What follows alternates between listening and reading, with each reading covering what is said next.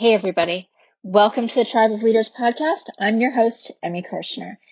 On today's show, and for the next couple of weeks, we're going to mix things up a little bit, and we're going to have different people interviewing me.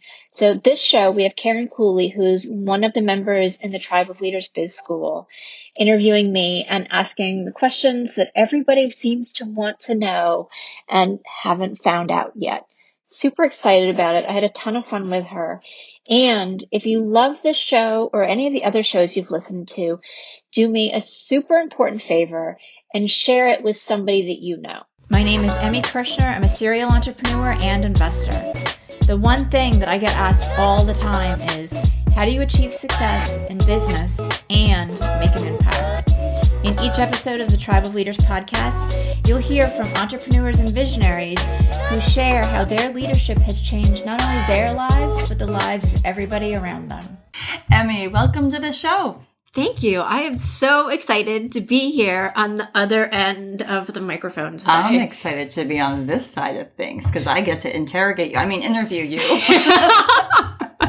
Right? Yeah. Ask the questions that everybody wants to know. Mm-hmm. Yeah. Inside Emi's brain. Oh, it's a crazy place. But lots of sparkles and glitter.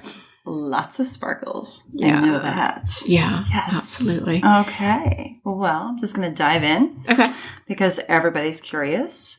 So what led you to become a business coach? Sure. So that was the most unexpected and yet very organic experience I've probably ever had, in that I started my business as a health coach. I have always loved healthy eating. I'm passionate about people living their best self, and I still am. And it was probably like 4 years ago, I woke up and I was like, I don't want to have to write another blog about the 5 things that you should eat right now. It doesn't resonate with me. And if I have to do that anymore, I'm going to throw up. That's probably not a good thing for a health coach to feel. Right? Or anybody in their business. Like, you're not excited about the thing that you're supposed to do. And I started looking at, well, what am I going to do about that? That's always a good question. Right? And then it was, oh, well, let me look at my clients. It's my when I'm marketing and when I'm, looking at growing, I'm always looking at who am I serving right now and how am I serving them? And I wasn't really health coaching. I was doing a lot of stress management, but I was already working with entrepreneurs, and I realized that the stress management and some of the eating habits was really the symptom of my business isn't doing well. And I had already started helping them with sales and marketing strategies. With your health coaching. Yeah. I love that. Yeah. I did not know all of that before. Yeah. So that's really interesting. And my background is so varied, from, catering and personal chefing and understanding the sales behind that, to event planning and convention and conference planning, to working for a marketing agency, financial services. Oh, I was going to say everything was very creative up until you got to financial services. Right? How does that play into this? That's crazy. Yeah, it's still, and what I'm really passionate about is people who want to help other people. And most financial services, advisors, they want to help other people. Right, they want to make a difference with your money, and they want people to be abundant. Right. And have the resources that they need. That makes sense. That all ties in. And I love money. So I think everybody does. Right? So if I could make a lot of money while people were making money, that was great. But when I found out that where I was just age-wise, I was still in my 20s at that point, and the industry, the way I perceive it to have been, and the place that I was working just didn't align for me. So I switched things up. But they have all contributed to my ability to help people now. Which is awesome. Yeah. And then, so with your coaching, I feel like a lot of the people that you're helping are creatives just like you. Is that true, or do you? Yeah. Yeah. Everybody that I work with, and not necessarily like an artist. Right. But they have a more creative brain. Absolutely. They're not left brain dominant. They're not, strictly logical. Mm-hmm. Speaking, and obviously we have both pieces in us, but right. But I think the really key thing is not only are they creative, they're really passionate. It's what I said before about helping other people. They're really passionate about making a difference, and they started their business because of that. not because I wanted to run a business. Right. And those are two totally different things. Oh, they are. So I get to help them learn to love running the business. And I feel like attracts like, and you're very creative. And I think that you're just attracting all of these other people that also are super creative minded, whether they're, a chef or a graphic designer or a photographer, or hairdresser, whatever it might be. It's definitely, it doesn't have to be an art form per se. Yeah. That's very awesome. Well, speaking of creativity, you have a lot of creativity in the kitchen. So can you tell us a little bit about your background, how you got to be such an amazing chef, I should say? Thank you. Yes. So my initial foray into cooking started because, and I think I was in like 4th or 5th grade. Like very young chef. And I wasn't really cooking so much as I was bored of whatever it was my mom was making on a regular basis. And I wanted to do things differently. So she was like, fine. She's like, I don't have time to look for new recipes. So that you do it, right? So you do it. So I found some, and I think we probably cooked together, but primarily she still cooked. Okay. And I mean, that's kind of like says a lot about who I am in that I want a lot of interaction and engagement, and I want things to be mixed up. I'm not the same old person. No. Right? That's true. Yeah. And that's a very good way. However anybody wants to take it. I take it in a very good way. And then kind of fast forward into my 20s, very early 20s, and I got really tired of having what I refer to as slab of overcooked chicken and frozen vegetables. Because that's what I knew how to really cook. Right. So a friend of mine was making stuff. We started sharing recipes, and I just started cooking. And then I started, because my ex-husband had gotten laid off, I started catering.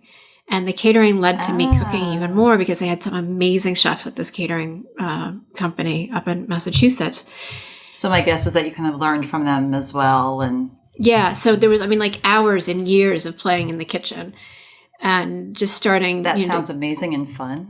It was, but sometimes dinner took 2 hours, but it should have only taken 30 minutes because I was slow. I didn't know how to use a knife properly. Yeah. But I soon became the person who did all the family events. And then I started doing other people's family events. And I was a personal chef. And today, you've started the community table this past year, right? Where you gather people. Can you tell us about that? Yeah, absolutely. So this is my almost monthly live event. And it really came to fruition last year, right about this time, because I saw a need for people wanting to connect. And not just in another networking environment, not with another. Only so many that you can go to. Right. Well, and here in Philly, we have an overabundance of networking groups. And I haven't been to all of them, obviously, but they're all great. They all serve people. There's nothing wrong or bad or they're fine. Right. But I feel like we don't need another one for me. Yeah. And particularly here in Philly, and I know it's different in other parts of the country, but those networking groups, you can be overwhelmed with 3 times a day, 7 days a week, 365 a year, and still not go to all of them. And still not have time to work on your business because you're going to all of these events anyhow. And then marry that with, I'd kind of stopped cooking over the last several years because my kids are teenagers, they're older, our schedule was crazy. And not a lot of dinners around the family table. Yeah. What they get that. They grew up with had just stopped. It didn't work anymore. Mm-hmm. And I missed, and they don't care about my rustic chicken and polenta. They don't care about the thing I spent about 3 hours. Right. So I wanted to be able to marry my desire to cook and my love of entertaining with creating deeper, more meaningful relationships that still lead to business. Right. So that's what began. I did the last one this January 2019, I did the first one, 2019. And it's been a growing and super fun experience since then. And definitely we're going to be doing vision boarding in December. Which I am looking forward to. Yeah. So that's going to be a lot of fun. And I'm going to keep doing them. And really what I'd love to see is to be able to have these events in other cities, other states, and maybe whoever's leading them doesn't cook. Maybe it gets catered. Maybe it's in a restaurant, but it's still about having the relationship and great food. Yeah. not just the buffet, of like chicken piccata, or there's like the same stuff that you see, but something that's different, that's interesting, that can bind people. One of the things that I used to say as a health coach, and I still believe, and when you start thinking about it, is that all of our cultural traditions from birth to death revolve around food. They do. Everything revolves around food. Right? And everything about food to me has meaning because it creates life. Right. Right? You can be exceptionally healthy or exceptionally unwell just by what you eat. Very true. And because you want to focus on how do we create the most energy, having good food that's good quality, and the conversation is... And it just naturally builds those relationships because you're bringing everyone together, you're communing over the food, and just chatting, not just about business, but about life and where you're from, who you are as a person, not just, here, take my card, which you get at a lot of the networking events, sadly. Well, and even beyond that, like I've had some, minimal conversation, like 5 minutes or whatever, with some people that I would love to know more about, but they don't really fit into necessarily my box of what I'm looking for a business partner, a lead, some sort of relationship. And I don't necessarily always follow up with them. And 90% of people don't follow up with whoever they spoke to or got their card from. That's a big number. Right? Yeah. Yeah. So this gives people a very intimate setting because there's, between 12 and 15 people, and where business still gets talked about, but in having, we would do the topic of the month's conversation, and having that, you get the different perspectives.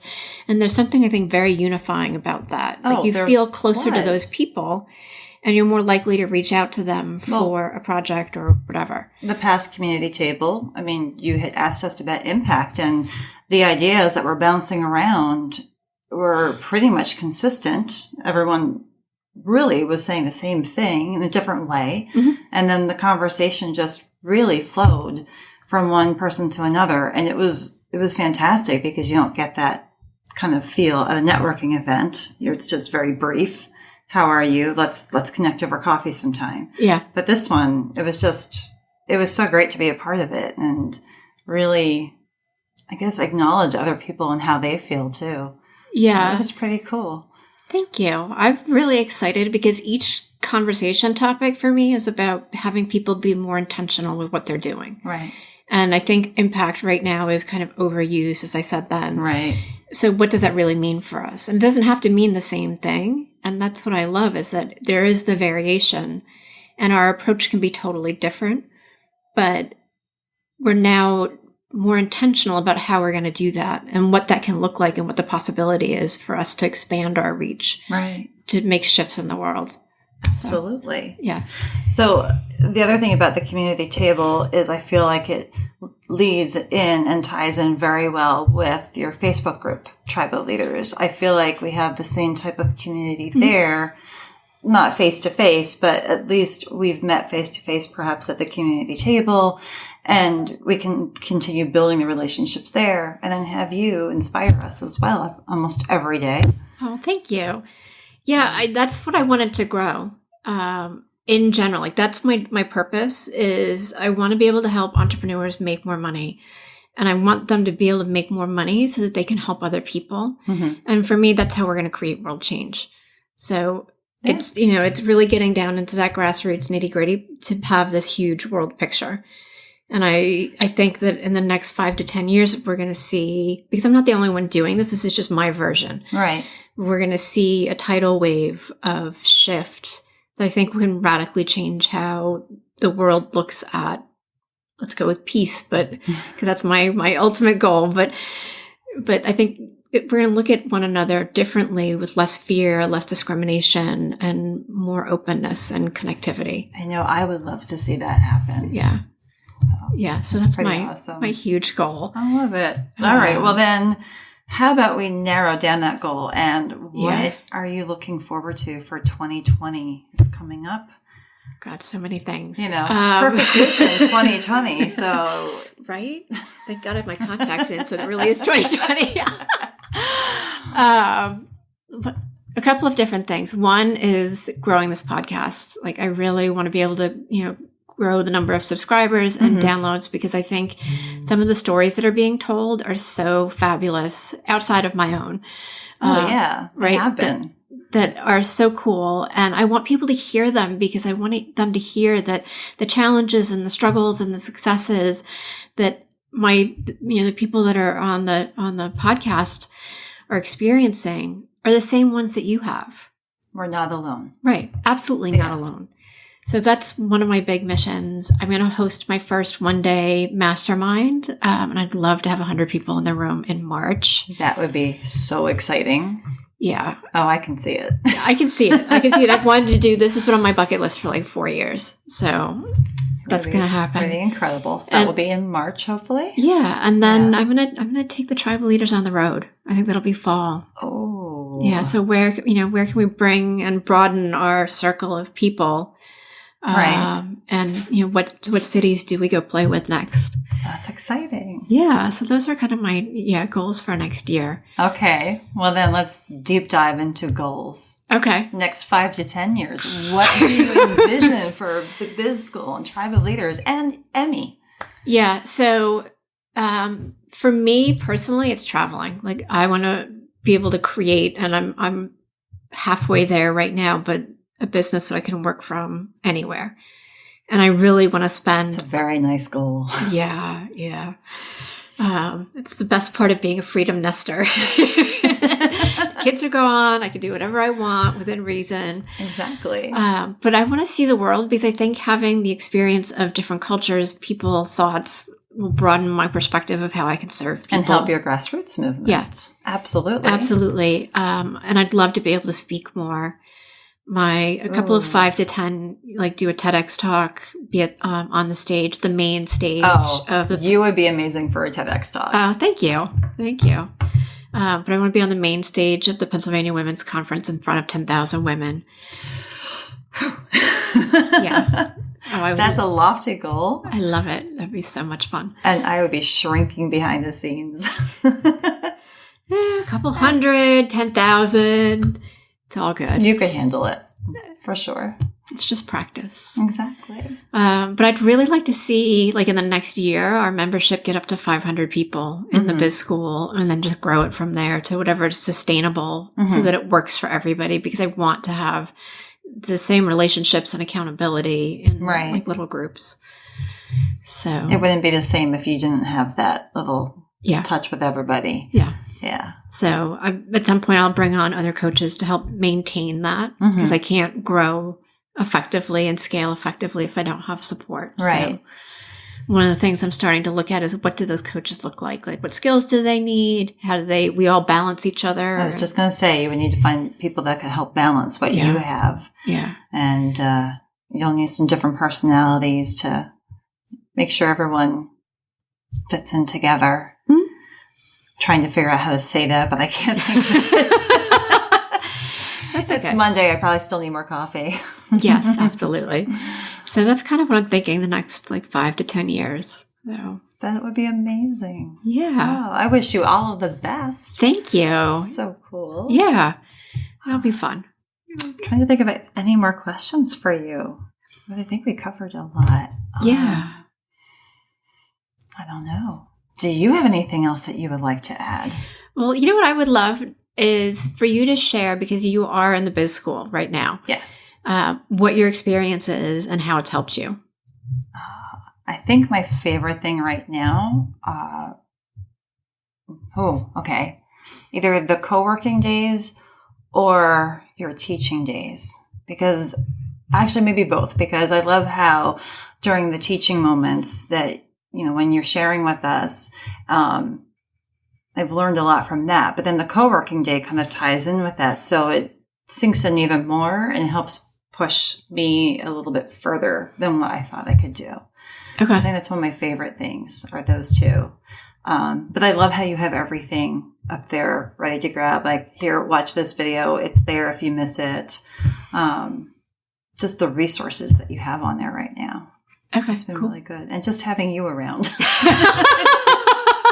It's my favorite thing. Aw. there you go. So everybody should come in and I invite them, but into the Biz School, because we are going to be doing a relaunch and opening membership up in January. Oh, that's right. Yeah. That's coming up. So, so if you're come not play with part us. of it, come join. Yeah, I think I'm going to do like a 30-day free trial for people. So that'd be good. You can come and hang out and do the training and the co-working and see if it works for you, and really get your feet wet with the resources that are in there. Right. But yeah, I'm really excited about it. I have a couple of new tribe mentors that are going to be starting. Oh, I'm excited for that. Yeah. One in Any finance. Hints? Any hints about who might be coming in? One in finance. Okay. And I'm going to leave the other one a mystery right now. I have to wait until January? Yeah. Okay. I guess I'll be satisfied with that. So, yeah. Awesome. I can't wait. No, it's going to be lots of fun. Yeah. So this was so much fun. I'm so glad that you wanted to interview me. I did. I mean, you were always talking about everybody else, getting us all to talk to you and open up to you. Right. So it was kind of fun getting to hear a little bit behind the facade. And the glitter, yes. Well, thank you so much for doing that. Thank you. Yeah. It was fun. Awesome. Yay. As an entrepreneur, do you ever feel isolated, like you're just grinding away and not getting to the place or reaching the goals that you want? Maybe you've realized that you just spent days, weeks, or even months trying to accomplish something only to figure out that the answer that you have would have saved you all of that time. I know I've had that experience, and my clients have as well. And that's why I created the Tribe of Leaders Biz School. Get the accountability, the training, and the knowledge base in a community of like-minded people who are there to support you. Go ahead and check it out. It's thetribeofleaders.com.